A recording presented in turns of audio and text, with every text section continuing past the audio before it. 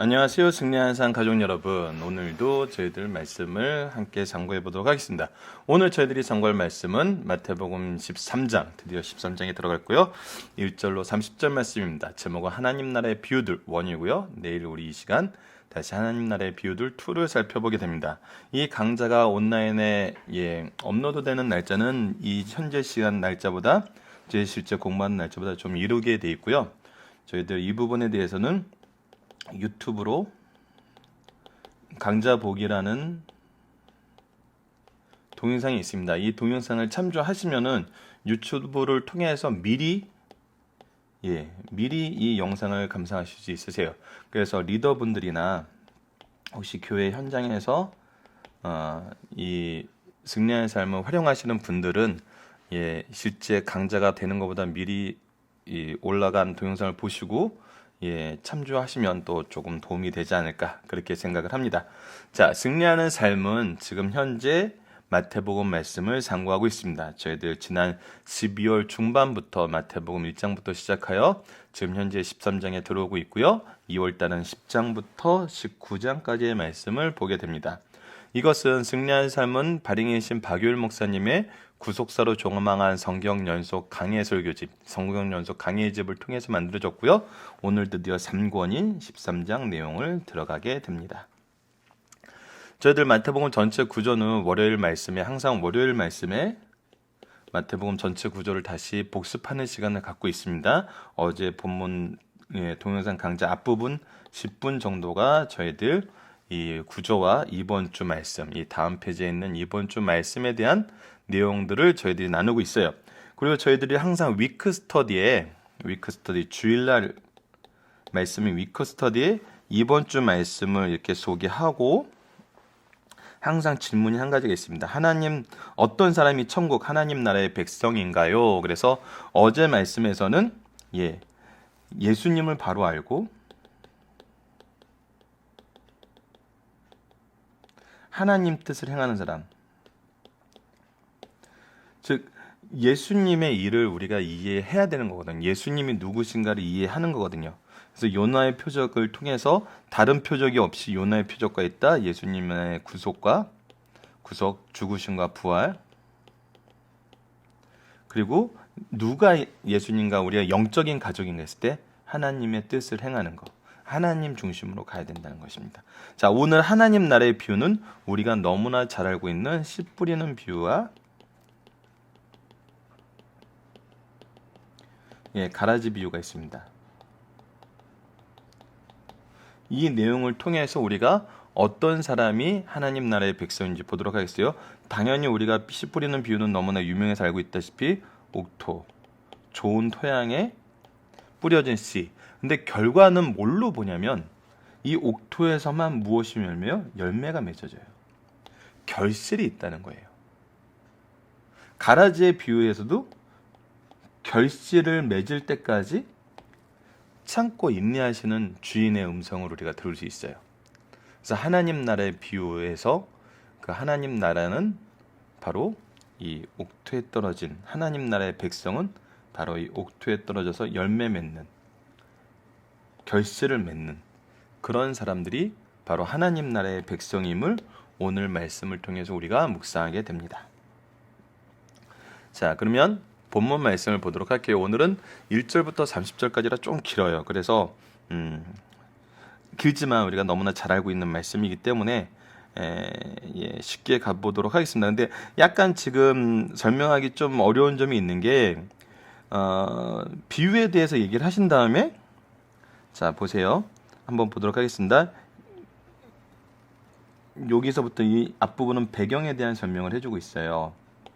그래서 여전히 그날 예수께서 집에 나가서 바다에 앉으심에 어제 이게 누가 형제들이냐 이런 얘기를 할 때 예수님의 직구들이 찾아와서 보소서 이렇게 할 때 이제 그런 우리 요한복음 7장까지 말씀을 우리가 또 같이 상고해 봤던 그 부분 있잖아요. 근데 그때 집에서 나가서 바닷가에 앉으심에 많은 무리들이 예수님께서 오가고 있어요. 박유일 목사님이 뭐라고 설명하시냐면 우리는 지금 이 말씀을 굉장히 나눠서 보고 있잖아요. 매일매일. 그리고 나서도 솔직히 이번에 참 제가 원망의 소리를 많이 듣고 있습니다. 왜냐하면 본문이 너무 길다고, 길어도 너무 길다고. 이번 주가 최고죠. 이번 주 말씀이 참 최고입니다. 근데 예수님께서는 지금 이 많은 교훈을 하루에 한 걸로 보인다는 거예요. 단숨에 한 거죠. 그래서 히브리서 말씀 같은 경우도 마지막 부분에 그 히브리서 기자가 짧게 썼다. 이 긴 말씀을 쓰면서도 짧게 썼다 하시는 말씀을 목사님이 자주 인용하시면서 우리가 말씀에 대해서 얼마나 이 소화 능력이 떨어지고 있는지. 그래도 승려현장 가족분들은 이런 소화 능력이 굉장히 훌륭하신 분인데도 여전히 우리가 성경에 나와 있는 이 교훈의 말씀을 시간적으로 볼 때는 역시 이제 좀 소화 능력이 떨어지는 거 아닌가. 그러면서 옛날 얘기를 많이 해요.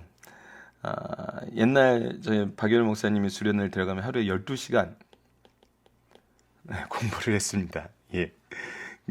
방학 때는 깨어있는 시간이 12시간 안 된 적도 있어요. 잠을 12시간 정도 자야 되죠.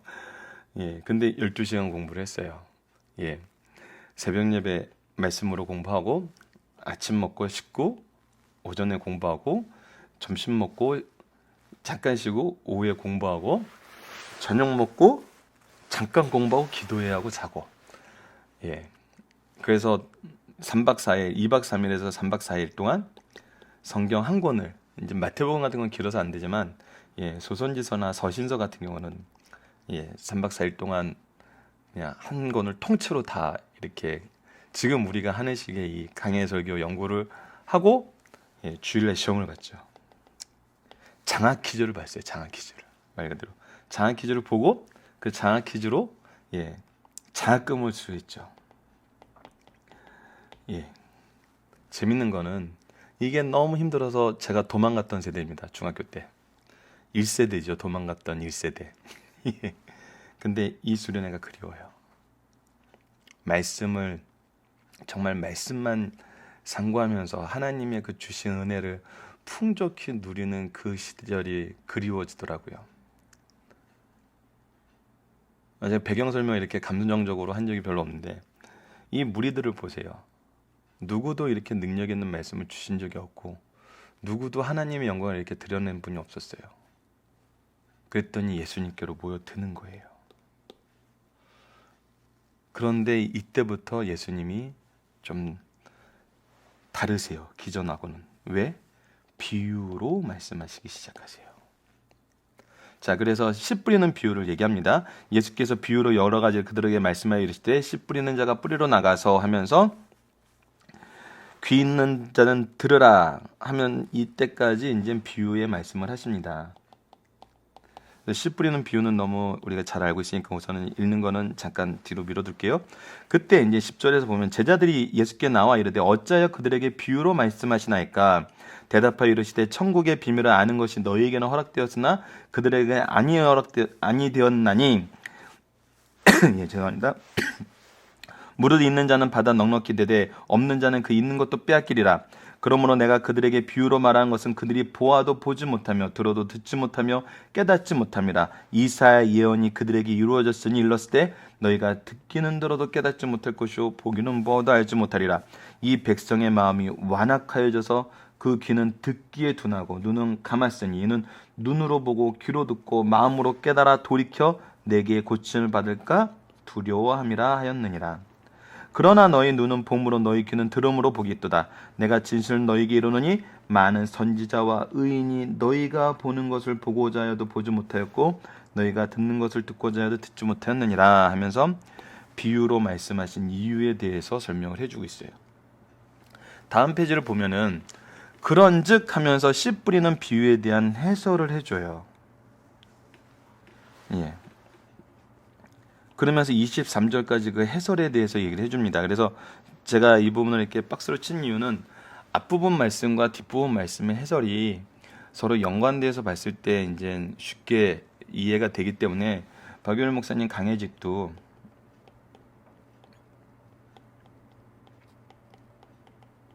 이렇게 구성이 돼 있어요. 이렇게 비유와 비유에 대한 해설로 이렇게 묶어서 설명을 해주고 있어요. 그래서 오늘 이 본문 있는 부분은 저희들이 본문 묵상하기에는 이렇게 구성이 되어 있어요. 그래서 이 부분은 본문 묵상하기를 통해서 보도록 할게요. 그리고 그 24절 이 부분 이유를 한번 먼저 보도록 하겠습니다. 그래서 비유로 설명하신 이유와 24절 이유의 내용을 보고 저희들 본문 묵상하기에서 우리가 너무나 잘 알고 있는 이 비유에 대해서 연결해서 비유의 내용과 그거에 대한 해설을 연결해서 보도록 하겠습니다. 자, 우선 이 내용을 보면은 왜 비유로 말씀하시기 시작했냐에 대해서 여러 가지 이제 복음서마다 그 이유가 있어요. 근데 전반적인 그 시기적인 상황을 보면은 우리가 뒤에서도 이제 잠깐 상고할 시간이 나오겠지만 마태복음에서는 5개의 교훈집이 있어요. 첫 번째가 저희들 5장에서 7장까지의 산상수훈. 그리고 제가 갑자기 장이 기억이 안 나네요. 죄송합니다. 이런 거는 미리 머릿속에 이렇게 딱 담아두고 있어야 되는데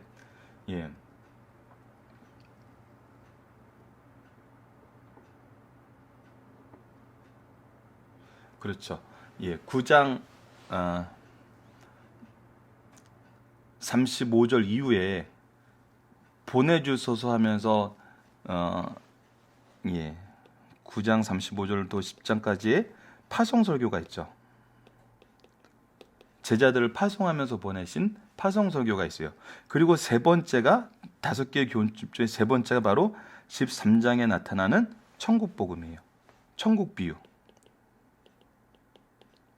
이것이 세 번째고 다음이 이제 공동체 비유에서 교회에 대해서 얘기하는 비유가 이후에 나오고 그리고 24장, 25장 쪽에 이제 재림에 관한 재림 비유가 이 5대 교훈집입니다.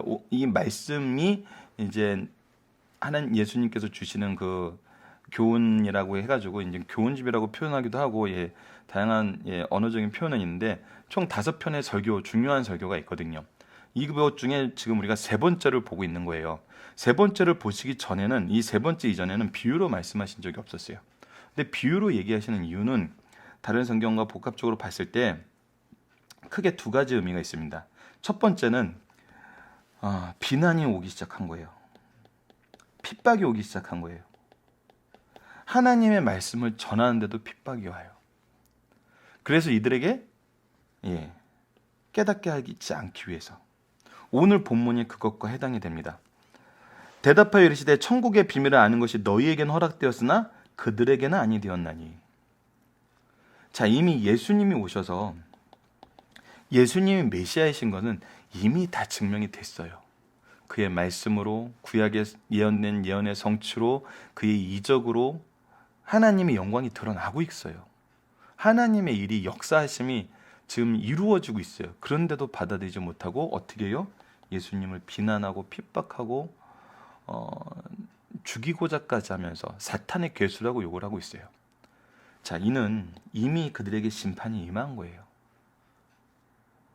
이때 예수님께서는 비유로 말씀하심으로 하나님의 뜻을 그들에게 깨닫지 못하게 하세요. 이것이 뭐였어요? 어제 우리 말씀했던 것은 이미 심판이 임한 거였어요. 그래서 비유로 말씀하시면은 깨닫지 못하게 함이 있어요. 두 번째는 누가복음 같은 데도 비유가 굉장히 많은데 이 비유는 어떻게 해주냐면 믿는 사람들은 더 잘 깨닫게 해요. 그리고 기억하게 하잖아요. 우리가 천국은 어떤 사람의 것이야 이렇게 말씀으로 그냥 쭉 풀어줬으면 잘 기억이 안 나죠. 근데 이 씨 뿌리는 비유, 어려서부터 지금까지 우리가 한 번 듣고 이걸 다 기억하잖아요. 좋은 밭, 돌밭, 가시밭, 옥토. 뭐냐면 믿는 자에게는 더욱 잘 믿게 해요. 이해하게 해요. 더 깨닫게 해요. 이게 복음의 특징인 것 같아요. 믿음이 있느냐 없느냐, 예수님을 바로 믿느냐 안 믿느냐에 따라서 이 비유는 누구에게는 더욱더 깜깜하게 가려지는 거고 누구에게는 더욱더 놀라운 은혜와 은총으로 다가오게 되는 거예요.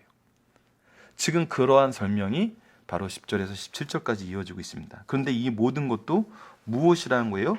이미 이사야 선지자를 통해서 예언되었던 거예요.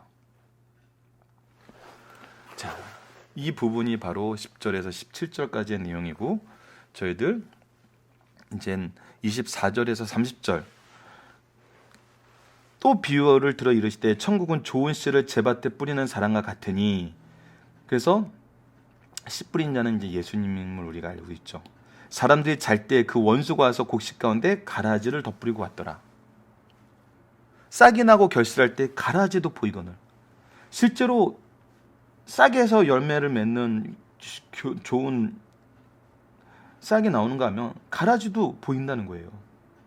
집 주인의 종들이 와서 말하되 주여 밭에 좋은 씨를 뿌리지 아니하였나이까. 그런데 가라지가 어디서 생겼나이까. 주인이 이르되 원수가 이렇게 하였구나. 우리 교회 공동체 안에서도 항상 이 가라지 같은 씨앗들이 자라고 있어요. 근데 종들이 물어봐요. 그런데 우리가 가서 이것을 뽑기를 원하나이까. 주인이 이르시되 가만두어라. 가만두는 이유가 뭐예요? 가라지를 뽑다가 곡식까지 뽑힐까 염려하노라. 예수님의 중심은 뭐냐면 항상 우리의 곡식이 있다는 거예요. 예수님의 중심은 우리가 다치지 않고 성장하는 거예요. 하나님과 함께하는 거예요. 그래서 뭐라고 얘기했냐면 둘 다 추수 때까지 함께 자라게 두라. 모든 것은 예수님께서 재림하셔서 선악간에 심판하실 그때까지 그냥 자라게 두라는 거예요. 추수 때가 내가 추수꾼들에게 말하기를 가라지는 먼저 거두어 불다르게 단으로 묶고 곡식은 모아 내 곡간에 넣으리라. 가라지는 결국 불에 타는 심판을 당하게 되고 곡식들은 모아서 주님의 곡간에 들어가게 된다는 거예요. 언제? 주님께서 오실 때, 이 추수 때가 왔을 때. 그래서 우리가 교회 안에서 어떠한 모습을 가져야 되는지 이 말씀이 항상 중요한 교훈을 주고 목사님들이 많이 설명을 하시고 박윤일 목사님 강해 집에도 이렇게 쓰여 있어요. 우리가 교회 안에서 정말 악한 역할을 하는 사람들 어떻게 대할 것인가, 이 내용이 기준이 되게 되는 거죠. 우리가 권징을 실시한다고 했을 때 그 근간에는 하나님의 역사심과 인도하심이, 계획하심이 있어야 돼요. 그리고 이것을 가르쳐 줘야 돼요. 누가 심판하신다? 주님이 직접 심판하신다. 모든 것을 알고 계시고 모든 것을 바르게 분별할 수 있고 모든 것에 대해서 권한을 가지신 우리 주님이 하세요. 그래서 우리는 그가 옆에 있어도 누구만 바라봐요? 예수님만 바라보면서. 그의 종들도 이것들을 억지로 뽑을까 하지 말고. 왜? 교회 역사가 보여주거든요. 맞대어 싸우고 그들을 제도적으로 하면은 무엇이 망가져요? 우선 예배가 망가져요. 우리가 우리의 감정 때문에 하나님의 일을 망쳐서는 안 돼요. 철저하게 예배가 중심이 돼야 돼요. 많은 부분들이 이 예배가 이루어지지 못함을 보게 돼요. 분쟁이 일었을 때 가장 먼저 제한을 받게 되는 건 예배였어요. 우리가 예배를 위해서 참아야 돼요. 예배를 통해서 우리의 하나님과의 교제가 이루어짐을 성경을 통해서 배웠으니까 우리는 예배의 덕을 세우기 위해서 노력을 해요. 예배를 위해서 참는 거거든요. 예배를 위해서 순환을 당하는 거거든요. 마지막에는 하나님께서 판단하시거든요. 그래서 이 말씀은 우리가 그렇게 되어서는 안 되지만 가라지가 보일 때, 가라지가 우리 공동체 안에 있을 때, 우리 가정 안에 있을 때 우리는 어떻게 해야 된다? 참아야 된다. 그것은 우리가 뽑다가 무엇이 상한다? 어린 곡식들까지 뽑혀서 떨어지게 되거든요. 한 영혼도 낙심하지 말게 만들어야 돼요. 그리고 이것이 성령의 방법이라 이 일을 이루시잖아요. 그것을 우리가 볼 수 있죠. 자, 본문 묵상하기에 들어가서 이제 조금 전에 퀘스천 넘버 1은 저희들이 봤습니다. 예수님이 비유로 말씀하신 이유는 무엇인가요? 해서 11절로 12절 말씀에 깨닫지 못하게 하심이었어요. 그리고 반대로 믿는 자들에게는 어떻게 해요? 더욱더 잘 깨닫게 하세요. 이것이 더욱더 많이 소유하게 되는 하나님 원리거든요. 예수님 중심으로 가면은 이 비유의 말씀이 우리에게 더욱더 은혜의 놀라움을 선물해줘요. 자, 길가에 뿌려진 씨앗의 의미는 이제 하나씩 보도록 하겠습니다. 뿌려질 새 덜어는 길가에 떨어지며 새들이 와서 먹어버렸고, 길가라는 것은 단단히 굳은 곳이에요. 씨가 뿌리를 내지 못하고 우물 튀지 못해요. 말랐어요. 그래서 이거는 완고함을 뜻해요. 교만을 뜻해요.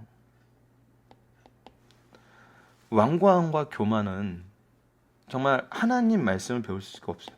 철저하게 완고함과 교만은 뭐에서 시작한 거예요? 내가 기준이 될 때. 내가 기준이 된 밭에서는 아무리 말씀이 들어가도 아무것도 나오지 못해요.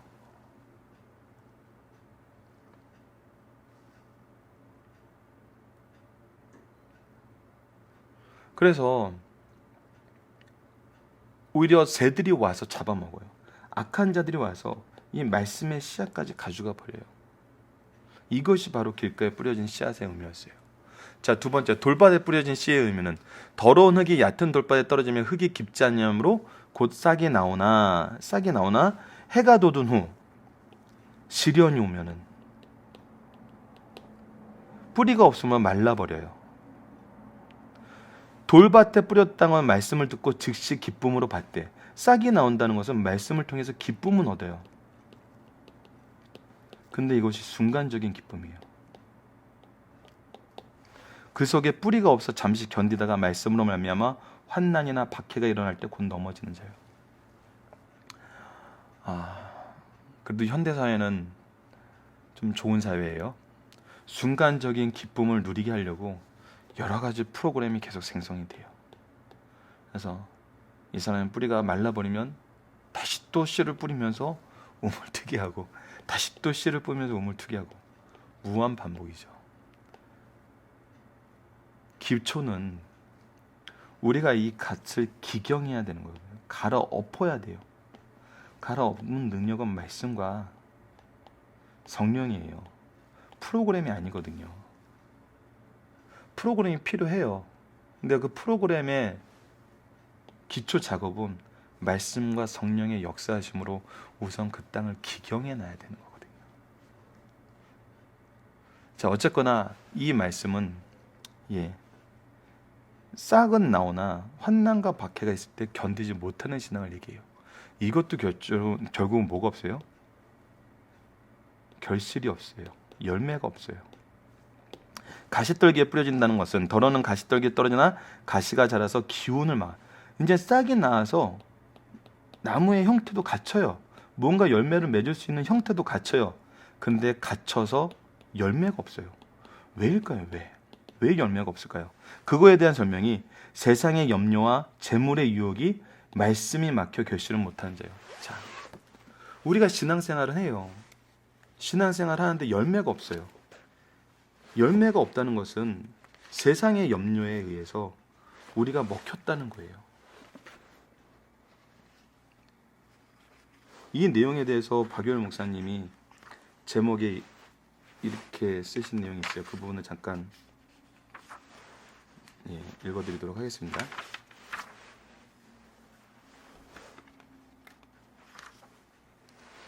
첫 번째, 세상 염려가 신앙을 질식시켰다. 세상을 이길 하나님의 능력을 선물을 했는데 오히려 세상의 염려가 신앙을 질식시켰어요. 두 번째 제목은 재물의 유혹이 신앙적 요소로 우선하게 되었다.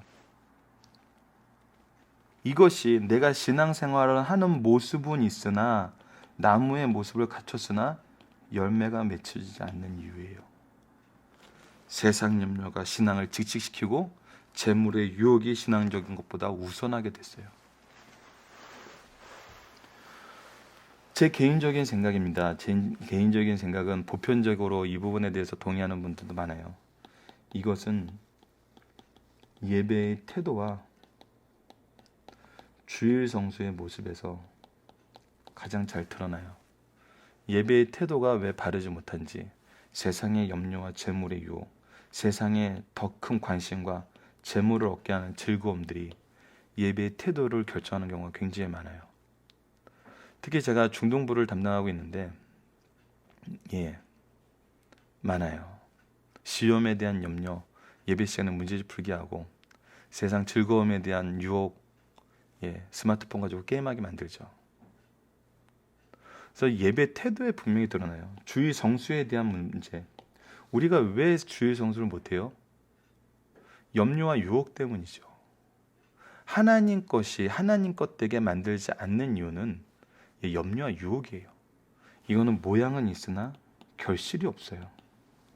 결실이 없다는 것이 무슨 의미인지 우리가 이 말씀을 통해서 좀 묵상을 좀 더 깊이 해봐야 돼요. 이거는 굉장히 우리에게 주는 경고의 의미가 커요. 그렇다면 좋은 땅에 뿌려진 씨의 의미는, 더러는 좋은 땅에 떨어지면 어떤 것은 100배, 어떤 건 60배, 어떤 건 30배의 결실을 하였느니라. 분명한 거는 좋은 땅은 말씀을 듣고 깨닫고 결실하면서 반드시 그 열매가 확장된다는 거예요. 확장. 말씀의 능력이거든요. 성령의 능력이에요.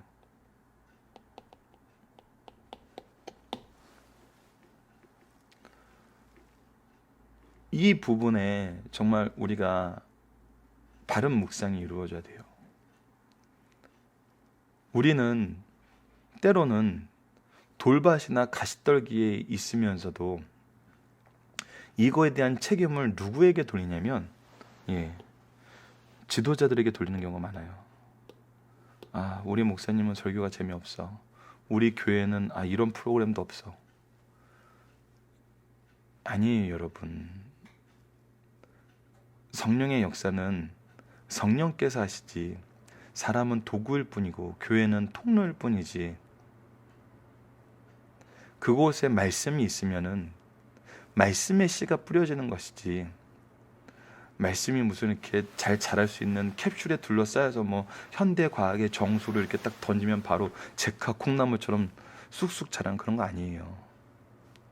정상적인 하나님의 질서 안에서 이루어지는 일이에요. 근데 우리는 때론 잘못 생각하고 잘못 해석하는 경우가 있어요. 이 말씀만 바로 해석해도 우리 성도의 모습이 어떠해야 되는지가 잘 드러나요. 자, 마지막 가라지를 왜 뽑지 말라고 하시나요? 곡식이 다칠 것이고 반드시 선악간에 하나님께서는 심판하실 거기 때문에 유보하시는 거예요. 자, 중심 사상을 하나하나씩 보도록 하겠습니다. 마태복음에는 5대 교훈집이 있어요. 아까도 얘기했다시피 13장은 세 번째 교훈집인데 다시 한번 얘기를 할게요. 5장에서 7장 산상수훈, 9장 일꾼을 보내주소서 하는 36절 말씀부터 10장까지 있는 파송설교, 그리고 오늘 세 번째 교훈집인 천국설교예요. 자, 그 내용에는 7종의 비유가 있어요. 첫 번째 씨 뿌리는 비유, 가라지 비유가 바로 오늘까지 우리가 상고한 말씀이고, 우리가 내일 겨자씨 비유, 누룩 비유, 감추인 보배줄, 진주 비유, 그물 비유를 내일 한꺼번에 싹 보게 됩니다. 좀 많지만 여러분들 이 추석 연휴 기간에 흔들리지 마시고 말씀과 함께 해주시길 부탁드리겠습니다. 그 중간에 비유의 목적을 2번 밝히고 비유의 목적을 2번이나 밝혀주셨어요. 씨 뿌리는 비유와 가라지 비유를 해설로 구성했어요. 또 7가지 비유를 통해 현세적 천국인 교회의 생선 발전 단계를 가르쳐줘요. 자, 이게 재밌어요.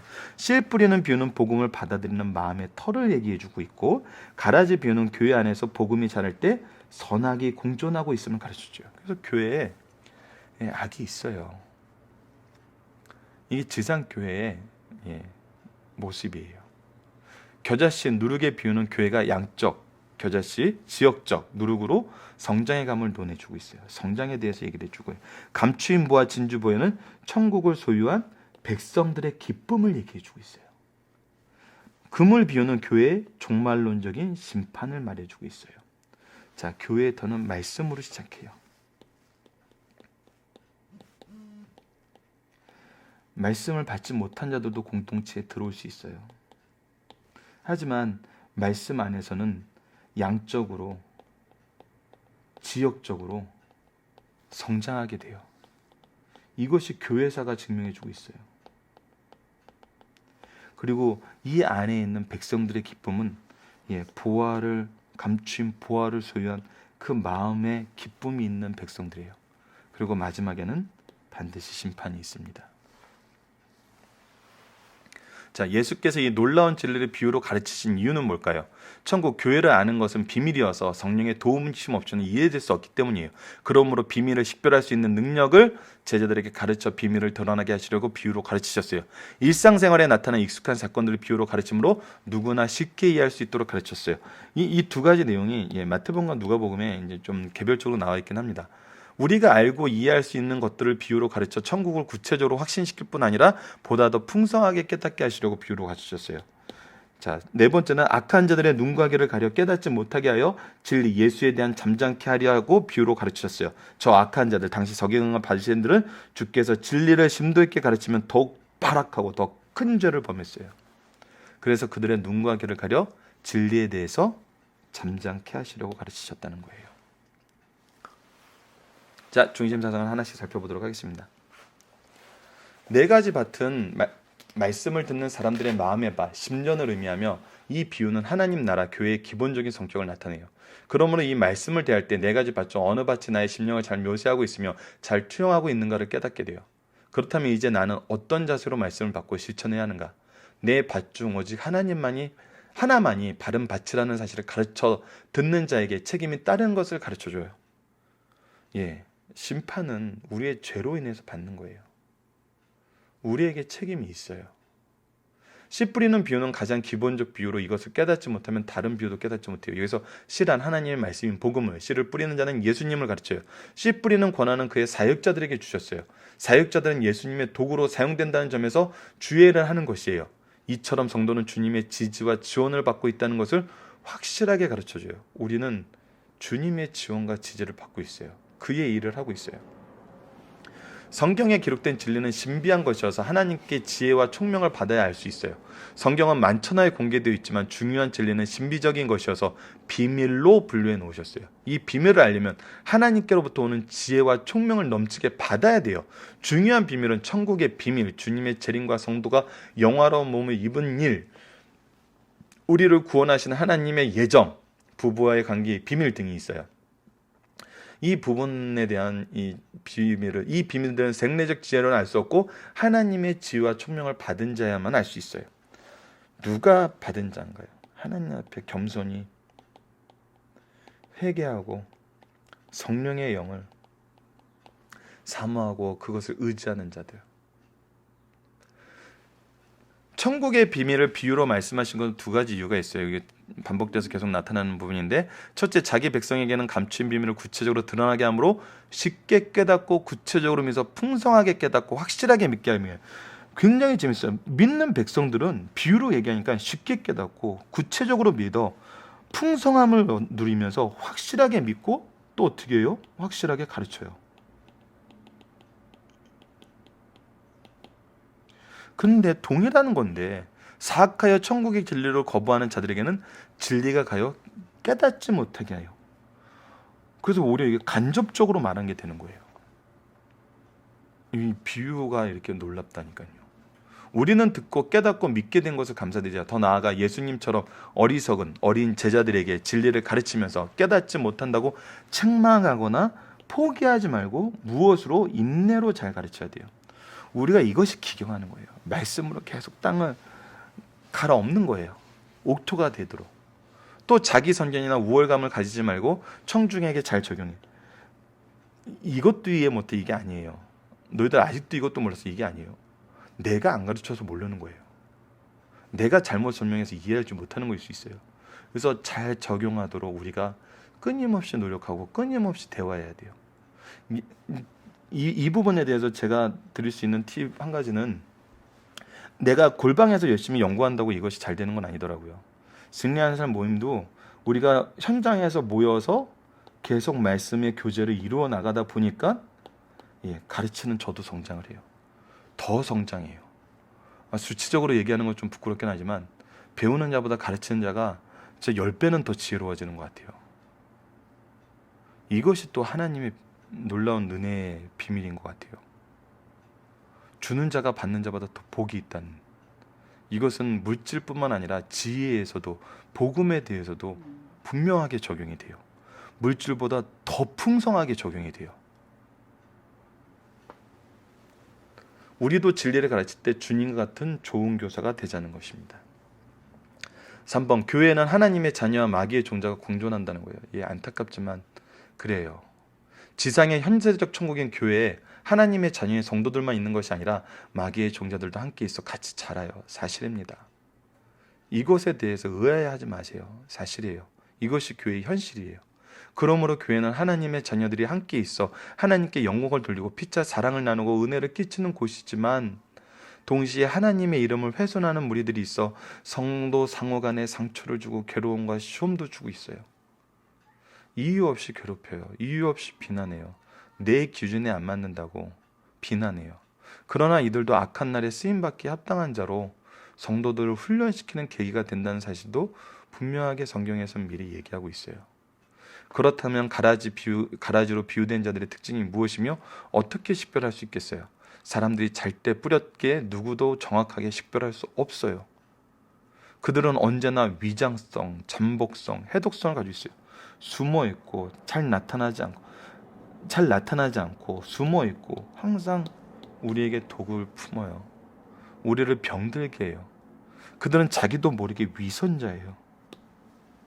가장 큰 위선자예요.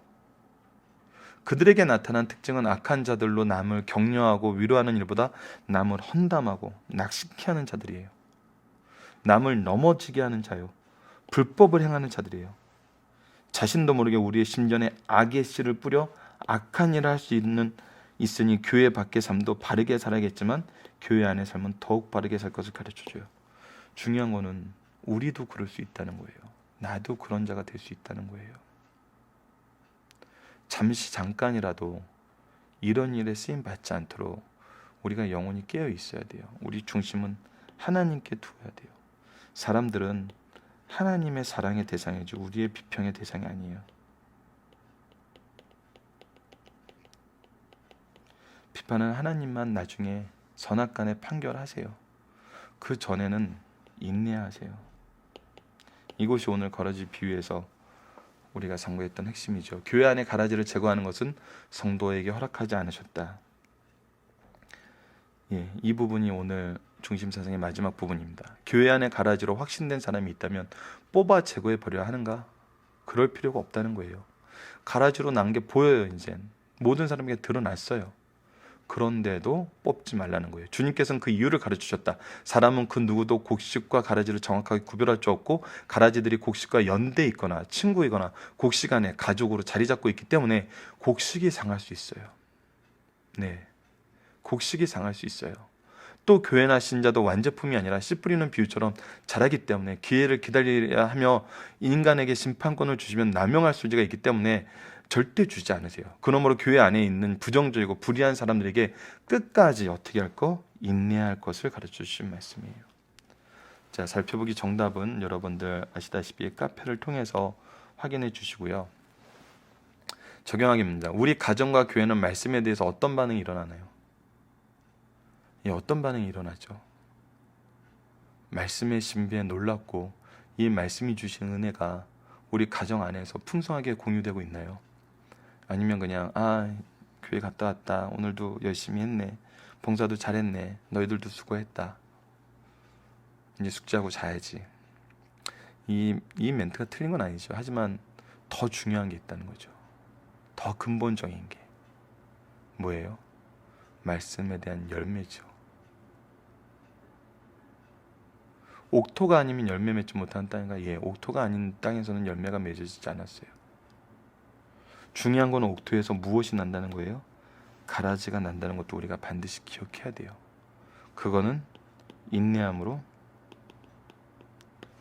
주님이 심판하실 때까지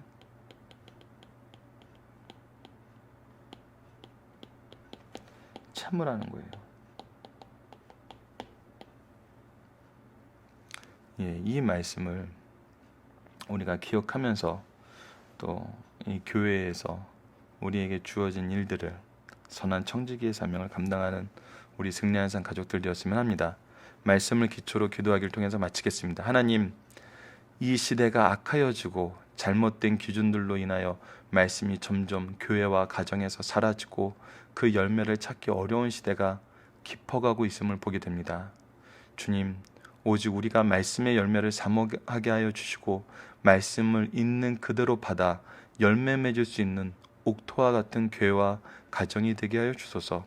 그 어떤 은혜보다 말씀의 은혜를 사모하며 지키며 의지하게 하여 주시고 가라지가 많을 때일수록 더욱 말씀에 집중하여 마지막 때의 모든 것을 선악간에 심판하시는 예수님을 의지하며 하나님의 영광을 바라보며 나아가게 인도하여 주소서.